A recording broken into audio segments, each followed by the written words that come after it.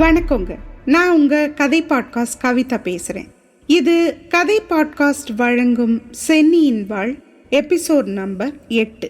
இந்த எபிசோடோட டைட்டில் அரக்க இளவரசன் அவன். அது ஒரு தங்க லட்சணை.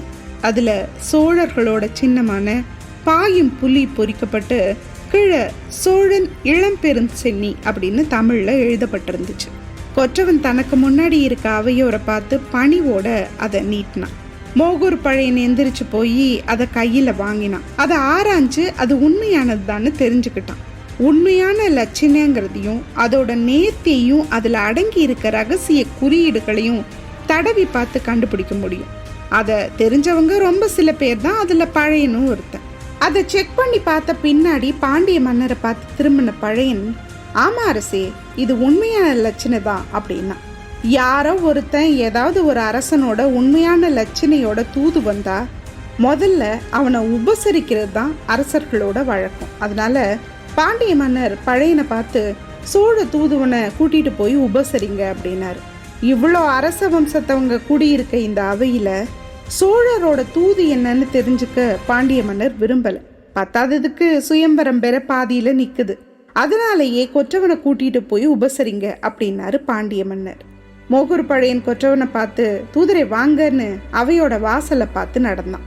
கொற்றவன் 2 மன்னர்களையும் அவையோரையும் கும்பிட்டுட்டு பழையன் பின்னாடி போனான். அவனை காவலர்கள் 2 பேர் ஃபாலோ பண்ணி போனாங்க.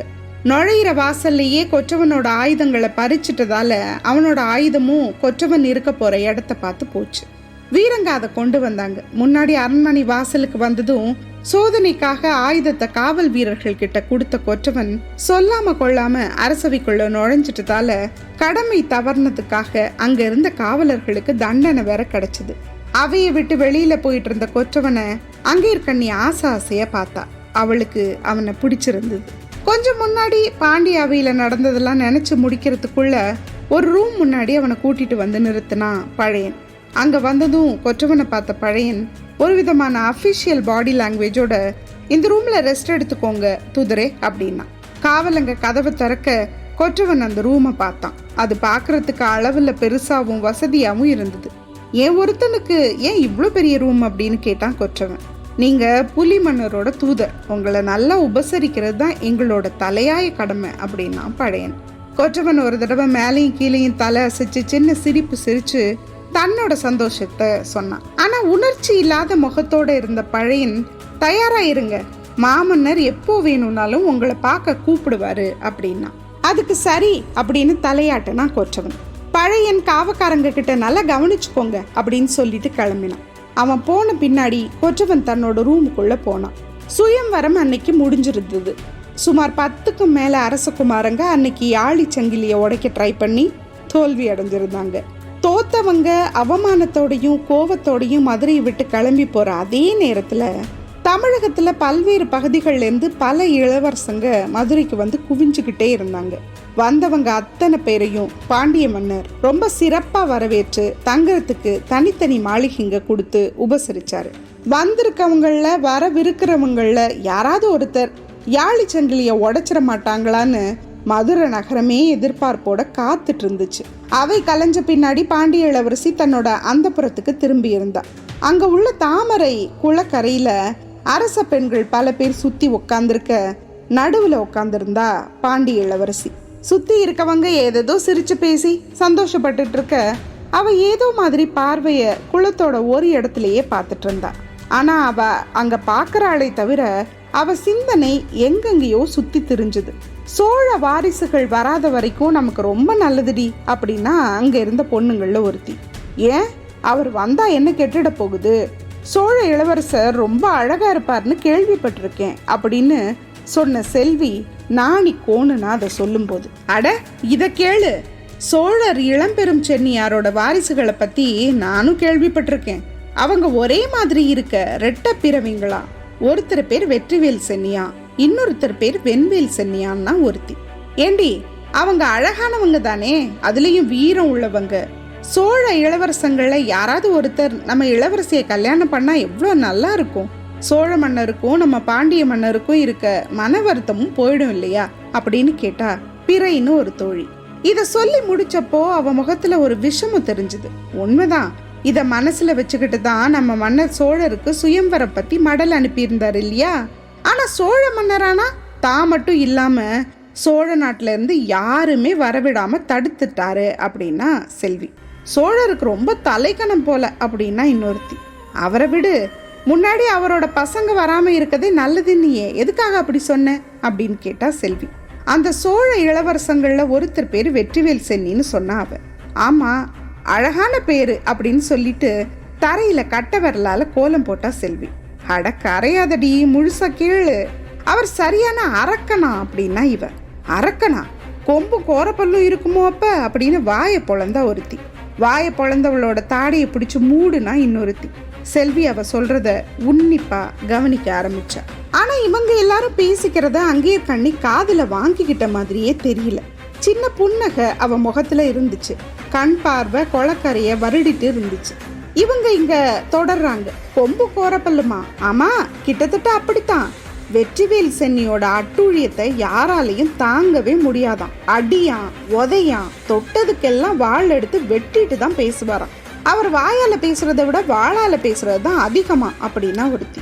அப்படின்னா நாட்டு மக்களை எல்லாம் கொன்னு குவிக்கிற கொடூரமானவரோ அப்படின்னு செல்வி திகிலோட கேட்டா. இல்ல, அவர் மக்கள் எல்லாம் வதைக்க மாட்டாரு, ஆனா புலம்ப வைப்பாரு அப்படின்னா இன்னொருத்தி. அப்படி என்னதான் பண்றாராம் அப்படின்னு கேட்டா செல்வி. ராத்திரி நடு ஜாமத்துல தன்னோட குதிரைப்படைய பந்தயத்துல ஈடுபடுத்துவாராம்.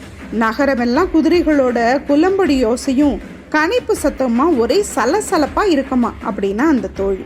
செல்வி அப்படியா அப்படின்னு கேட்டான். ஆமா, ஒரு தடவை விளையாட்ட காட்டுக்குள்ள போய் புலி ஒன்னோட மோதி அதை கொன்னு தன்னோட தேர்ல கட்டி இழுத்துட்டு வந்தாராம் அந்த வெற்றிவேல் சென்னின்னா அவ. வெற்றிவேல் சென்னியோட கதை அங்க கூடி இருந்த அரண்மனை பொண்ணுங்களை பெரிய ஆர்வத்திலையும் ஆச்சரியத்திலையும் ஆழ்த்துச்சு. பொண்ணுங்க விஷயத்துல அப்படின்னு இழுத்தா செல்வி. அதுக்கு அந்த தோழி கண்ணை விரிச்சு ஒவ்வொரு ராத்திரிக்கும் ஒவ்வொரு காதலியாம். அவரோட ராத்திரியை கழிக்கிறதுக்கு அழகான பொண்ணுங்க எல்லாம் ஏங்கி தவிப்பாங்களாம் அப்படின்னா. அதை கேட்டாங்களோ இல்லையோ, அங்க இருந்த பொண்ணுங்க எல்லாருக்குள்ளேயும் பலவிதமான உணர்வுகள் தோணுச்சு. ஒட்டு மொத்தத்துல அவர் ஒரு அசுரர். அவர் நம்ம தேவியை பார்க்காம இருக்குது நல்லதுன்னே தோணுது அப்படின்னு அவ சொல்லி முடிச்சதும் ஆமா ஆமா அப்படின்னா செல்வி. ஏடி, சோழ வாரிசுகள் ரெட்டப்பிறவிங்க இல்லையா அப்படின்னா இன்னொருத்தர் அப்படின்னா செல்வி. அவர் பேரு வெண்வேல் சென்னி, ரொம்ப பண்பானவர். இன்னொருத்தரோட குணத்துக்கு அப்படியே ஆப்போசிட் அப்படின்னா அந்த சொன்ன தோழி. அவரு நம்ம தேவிக்கு அப்படின்னு இழுத்தா செல்வி. சேச்சே, பணியாரம் இருக்குன்னு யாராவது பாம்பு புத்துக்குள்ள கைய விடுவாங்களா? அதெல்லாம் வேணாம். நம்ம தேவிக்கு செம்ம மாப்பிள்ளை கிடைப்பாரு. நாளைக்கு மறுநாளோ நிச்சயம் கிடைக்க போறாரு. ஆனா சோழ வாரிசுங்க மட்டும் வேணாண்டி அப்படின்னா அந்த தோழி. இப்படி போயிட்டு இருந்த பேச்சு தடால்னு ஒரு ரூட் எடுத்து கொற்றவன் பக்கம் திரும்பிச்சு. அது சரி, இன்னைக்கு திடீர்னு வந்தாரே இந்த சோழ தூதரை யாராவது கவனிச்சிங்களா அப்படின்னு கண்ணுல குறும்பு மின்ன கேட்டா ஒரு தோழி. இவ்வளவு நேரம் அவங்க பேச்சுல ஒரு சுவாரஸ்யம் காட்டாம உட்காந்துருந்த அங்கே கண்ணி சோழ தூதுவனை பத்தி பேச்சு வந்ததும் அவ கண்ணு மின்னல் மாதிரி உருண்டுது அந்த பக்கம். உடனே செல்வி தான் ஆரம்பிச்சா. கவனிச்சேன், அந்த கட்டழகரை அப்படியே பிச்சு தின்னுடலாம் போல இருந்தது அப்படின்னா. அந்த கட்டுச்சிட்டான உடம்பு, அழகான முகம், 20 வயசுக்குள்ள இருக்க அந்த இளமை, ஐயோ அவர் கூப்பிட்டா அவர் கூடயே நான் சோழ நாட்டுக்கு கூட போயிடுவேன் அப்படின்னா பிறை. அதை கேட்ட மற்ற பொண்ணுங்க கலகலன்னு சிரிக்க பாண்டிய இளவரசிக்கு மட்டும் ஒரு செல்ல கோபம் வந்தது. ஏனோ அவளால அந்த தோழிங்க பேசுறதை ஏத்துக்க முடியல. அதையெல்லாம் கேட்கவே பிடிக்காத மாதிரி எந்திரிச்சு நின்னா. அவ அப்படி எந்திரிச்சு நின்னதும் சுத்தி உட்காந்துருந்த பொண்ணுங்களோட சிரிப்பு நின்று போச்சு. தேவி, ஏன் எந்திரிச்சிட்டீங்க அப்படின்னு பணிவோடையும் அக்கறையோடையும் கேட்டா செல்வி. ஒன்றும் இல்லடி, களைப்பா இருக்கு, நான் போய் கொஞ்ச நேரம் ரெஸ்ட் எடுத்துக்கிறேன் அப்படின்னா அங்கே இருக்கண்ணி. வாங்க, நான் உடம்பு பிடிச்சு விடுறேன்னு செல்வி எந்திரிக்க போனான். அவளை தடுத்து நிறுத்தி இல்ல, நான் கொஞ்ச நேரம் தனியா இருக்க விரும்புறேன்னு சொல்லிட்டு தன்னோட அறையை பார்த்து நடந்தா. செல்விக்கு அது ஒரு நெருடலை கொடுத்தது. அவ ரூமுக்கு போன அங்கேற்கண்ணி தன்னோட அப்பா பாண்டிய மன்னரை நடுவுல வழியில பார்த்தா. அவர் உடனே, அம்மாடி, எப்பவும் உன்னை சுத்தி இருக்க சிநேகிதி பட்டாளத்தை காணுமே, எப்பவும் இல்லாத அதிசயமா ஏன் நீ தனியா இருக்க அப்படின்னு கேட்டார். அது அப்பா, நான் அந்த புறத்துல இருந்தேன், இப்போ அங்கன்னு தயங்கி ஏதோ சொன்னான். அவளை பத்தி நல்லா தெரிஞ்சு வச்சிருந்த மன்னர் சிரிச்சிட்டு, சரி எங்க போற அப்படின்னு கேட்டாரு. ரூமுக்கு அப்படின்னா அவர். அப்படியா, சரி போய் ஓய்வு எடுத்துக்கோ, நான் அந்த சோழ தூதனை பார்க்க போயிட்டு இருக்கேன், எனக்காக சேர மன்னரும் காத்துட்டு இருக்காரு, வரேம்மா அப்படின்னாரு மன்னர். அதை கேட்டதும் அங்கேயர்கண்ணிக்கு குதூகலம் ஆயிடுச்சு. 2 அடி எடுத்து வச்சவ நானும் வர்றேப்பான்னு சொல்லி ஒரு துள்ளல் துள்ளினா.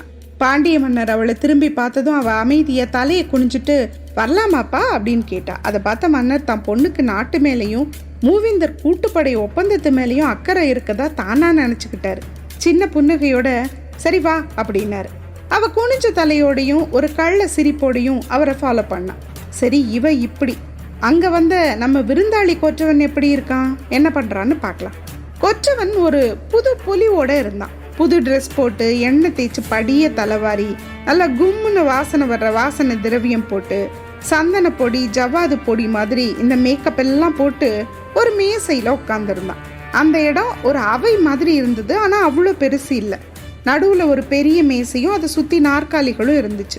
அதுல ஒரு நாற்காலியில கொற்றவன் உட்காந்துருந்தான். அந்த ரூமோட 4 பக்கத்துலயும் 4 கதவு இருந்துச்சு. நேர்த்தியான கலை வடிவத்துல மீனெல்லாம் செதுக்கி இருந்துச்சு. காத்திருந்து கண்ணுங்க பூத்து போனதால சுத்துமுத்தும் ஆராய்ஞ்ச கொற்றவன் மேல பார்த்தான். அங்க விட்டத்துல அவன் தலைக்கு மேல விளக்குகளோட கூடு ஒண்ணு தொங்கிட்டு இருந்துச்சு. பல அடுக்குகள் உள்ள வட்டமா இருக்கு. அதுல பெரிய வட்டம் தொடங்கி அடுத்தடுத்த வட்டம்னு சுருங்கிட்டே வந்துச்சு.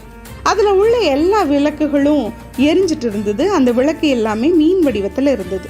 அதை பார்த்துட்டு பார்வையை கீழே இறக்குன கொற்றவன் தன்னோட இடுப்பு கச்சைக்குள்ள கையை நுடைச்சு மடல் ஒன்றை வெளியில எடுத்தான். அந்த மடல் பாயும் புலி உருவத்தோட வேலைப்பாடுகளோட இருந்தது. அது தங்க மடல். விளக்கு ஒளியில தகதகன்னு மின்னுச்சு. கொற்றவன் அதை பார்த்துட்டு இருக்கும்போது அந்த அறையோட கதவுகள் திறக்கப்படுற சத்தம் கேட்டு திரும்பினான். திறந்த கதவுகள் வழியா மோகூர் பழையன் வந்தான். பழையனை பார்த்ததும் கொற்றவன் மடலை முன்னாடி மாதிரியே கச்சையில பத்திரப்படுத்திக்கிட்டு எந்திரிச்சு நிற்க, பழையனானா கொற்றவனை மேலையும் கீழையும் பார்த்துட்டு தூதுவர் ஆளே மாறிட்டாரே அப்படின்னா. அதுக்கு கொற்றவன் நீங்க மாத்திட்டீங்க அப்படின்னா.